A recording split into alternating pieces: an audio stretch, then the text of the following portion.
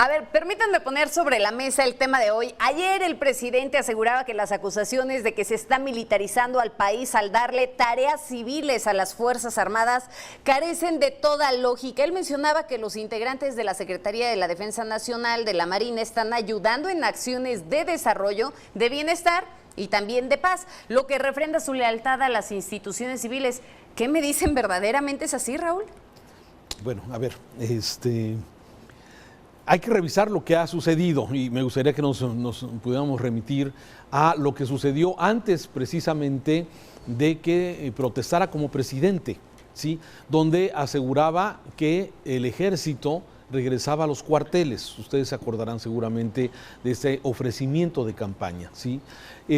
Hoy que hemos visto, bueno, pues hoy hemos visto que las Fuerzas Armadas, bueno, pues hacen un poco de todo, ¿sí? Desde el tema de vigilancia, son ingenieros, constructores, son administradores de los puertos, ¿sí? Bueno, son los responsables de aplicar la vacuna, la logística, y la verdad es que se han multiplicado todas sus actividades.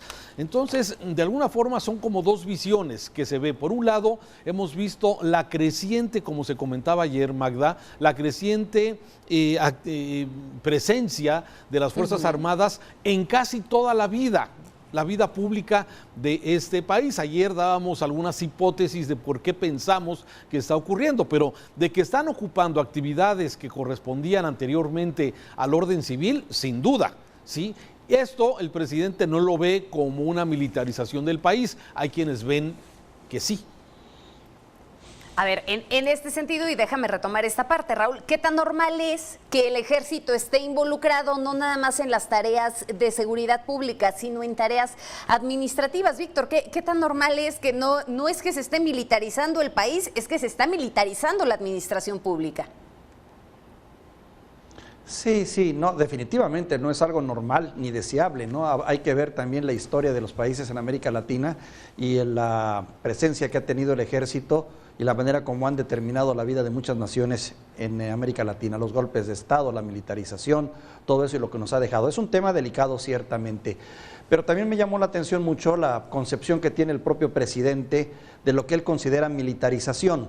Porque a diferencia de nosotros, que vemos como militarización el hecho de que cada vez más áreas administrativas y de control estén en manos del ejército, para él el sinónimo de militarización ha sido la de no militarización, ha sido la no represión, la no participación en hechos violentos, el no uso de la fuerza y otra serie de elementos que él considera como un símbolo de que no se ha militarizado el país, toda vez de que dice el ejército ya no hace lo que hacía antes o para lo que se le usaba antes, para la represión, para el golpeteo, para reprimir, para desaparecer, para enfrentar, para socavar los derechos humanos. El ejército ya no hace eso. Lo que ahora hace el ejército es coadyuvar en la administración pública de alguna manera, ¿no? Fíjate que ahora que mencionabas el asunto de América Latina, el caso pragmático de militarización de un país también es Colombia, una democracia que, si recordamos, desde 1958 las Fuerzas Armadas ahí tuvieron una participación intensa en la seguridad interior con el argumento de que ya no estaban funcionando las policías, ni las municipales, ni las estatales, y que había muchísima corrupción en ellas, que estaban totalmente corrompidas. Eso finalmente terminó justificando el hecho de que el ejército pudiera participar directamente en esto. El asunto aquí, Raúl, es si la democracia que actualmente tenemos, esta democracia constitucional, está preparada para poder afrontar las consecuencias que puede llegar a representar esto. Tiene tremendo desafío por delante. A ver, y tú lo has puesto bien sobre la mesa, es un gran desafío. ¿Qué está sucediendo? ¿Qué está pasando tratando de tener una radiografía de lo que pasa en el país y la presencia de las Fuerzas Armadas? Sí, ¿qué está pasando con el crimen organizado? ¿Quién manda en las ciudades? ¿Quién manda en los estados? ¿Quién es el que tiene el control? Y lo decía hace unos días el comandante de el responsable, digamos, de la parte de seguridad de los Estados Unidos, de que había alertas en varias entidades del país, en México, sobre quién controla el crimen organizado, ¿sí? Y las policías municipales, ya lo hemos comentado, las policías estatales no tienen la capacidad para este combate. Es el ejército, es la Guardia Nacional, el ejército, la Marina. Y esto, bueno, son digamos, con acciones muy concretas de lo que puede de alguna forma suceder. ver, con esa justificación, sí, podría haber una invasión, y estás hablando solamente del tema de vigilancia, en donde el ejército tome el control de la seguridad en muchas entidades del país que todavía no lo han hecho. Tenemos presencia de Guardia Nacional, pero no hemos todavía sentido esta fuerza para poder cooptar de alguna forma al crimen organizado y también a las policías que de alguna forma han sido infiltradas por esto. Pero a ver, en concreto, el riesgo... ¿Pone en riesgo la democracia de un país la presencia de los militares? Yo creo que sí.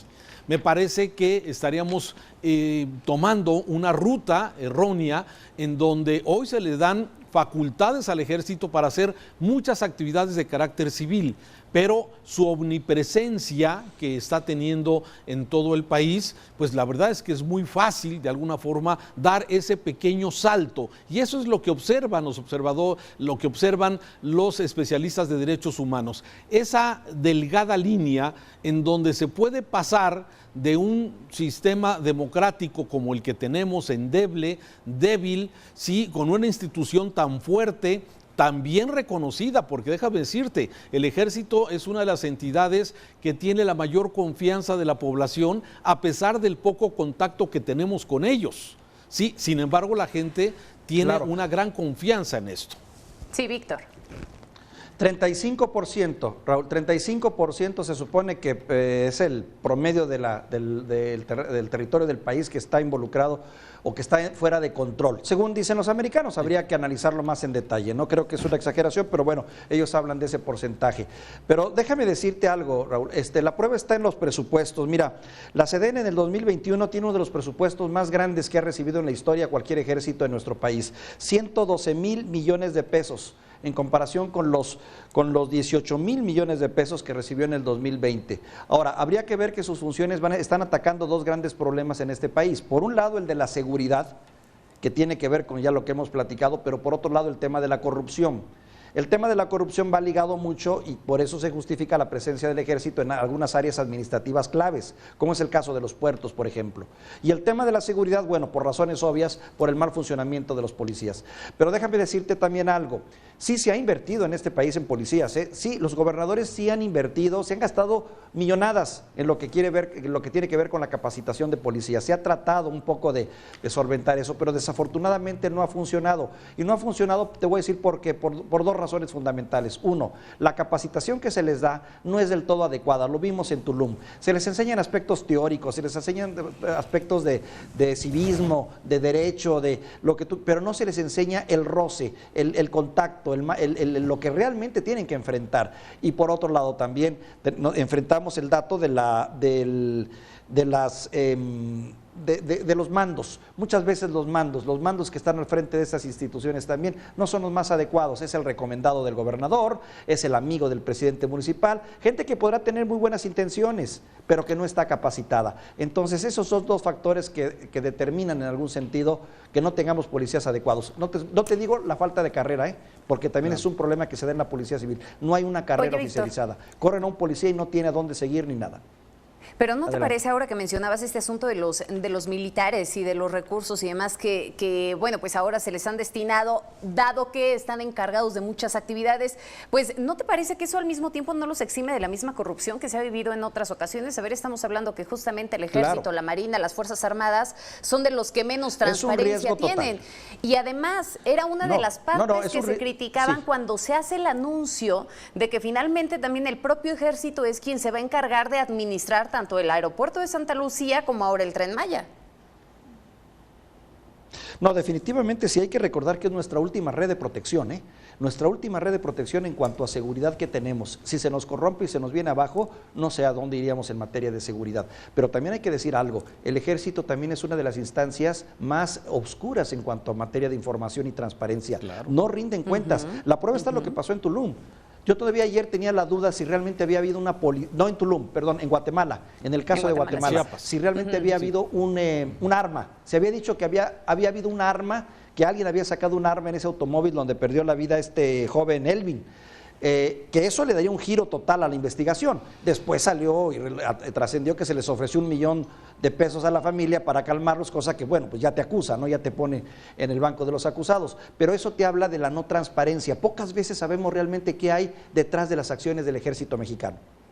No, bueno, y que hay mucho que se desconoce en torno a este caso también, ¿no? Porque de pronto es que hacían secuestrados en Guatemala si se supone que fue en Chiapas, o a menos que esto haya sido directamente en Guatemala. Hay muchas, digamos, cosas que no se han terminado por aclarar en torno a ese caso, Raúl. Bueno, es un caso en particular que estamos tocando, que ocurrió en territorio mexicano, en Tapachula, en la parte de Chiapas, donde los guatemaltecos cruzaron a México para detener a los militares involucrados, los tuvieron retenidos hasta que hubo la negociación. Bueno, pero creo que nos podemos desviar fácilmente del tema toral que tú ponías sobre la mesa, ¿sí? ¿Es un riesgo la militarización o lo que está pasando en el país? Desde mi punto de vista, sí. Sí hay una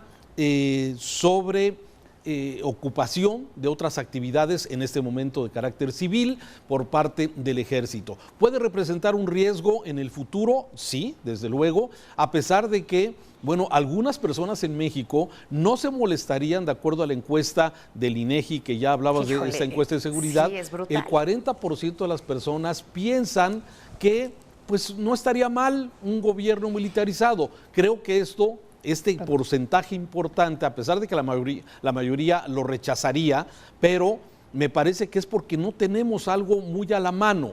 No hemos tenido esas experiencias que han ocurrido, por ejemplo, en Argentina, en Chile y en otras naciones latinoamericanas que han tenido recientemente, sí, casos de militarización, gobiernos militares. Entonces, como que lo vemos un poco lejano y quizás muchos estemos confundiendo, digamos, disciplina que sí se requiere en este país, ¿sí?, con un gobierno militar, con todos los asegúnes que esto representa, según mi punto de vista, Magda. Parece que existen muchos riesgos al momento de poner todos los huevos en la canasta de las Fuerzas Armadas. Ya nada más les falta que organicen también elecciones, Víctor. No, sería impensable eso y no quiero ni pensarlo. Pero bueno, los antecedentes que tenemos de cómo se ha involucrado el ejército a la mala en este país, pues vienen del 68, el caso de Agualegua, ¿no? Hay 2 o 3 casos en los que el ejército ha intervenido en asuntos de civiles para mal y que se han puesto en investigación. Pero también hay que reconocer que durante el periodo de Andrés Manuel López Obrador han bajado los casos de escándalos en donde el ejército ha estado presente como tal. Porque, bueno, la instrucción fue muy clara, no quiere más participación del ejército en este tipo de hechos violentos. Pero sí debo decirte que definitivamente estoy de acuerdo contigo en eso, Raúl. El desconocer las experiencias que se han tenido en otros países y saber lo que significa una bota militar hace que mucha gente vea con buenos ojos todavía la participación del ejército aquí en México, pero sí es algo delicado, claro. Y nada más déjame terminar, Magda, si me das oportunidad, sí, adelante, con lo que dijo el presidente. Si el presidente, cuando se le dijo cuando rechaza que se esté militarizando el país, dice: no se ha ordenado a las Fuerzas Armadas que hagan una guerra a nadie. No se le ha ordenado que violen las leyes o que se involucren en acciones represivas o violatoras de los derechos humanos. No, eso no. Todavía no, sí, en este momento. Pero sí me parece que, como ya se concluye, tenemos muchos elementos con tantas actuaciones y con esta omnipresencia del ejército en tantas actividades, ¿sí? De alguna forma estamos cerca o estamos, digamos, en riesgo de que esto pudiera ocurrir. Ah, caray, vaya tema, de verdad que vale la pena el poder analizar, el poder darle seguimiento a todo esto que está pasando en el país con base en ese proceso de militarización que ahora niega el presidente, pero pues dicen que si tiene orejas, tiene cola y hace miau, pues evidentemente sabemos que es un gato, ¿no? En fin, muchísimas gracias a ambos por estar aquí hoy. A ti, Magda. Víctor, gracias. Gusto.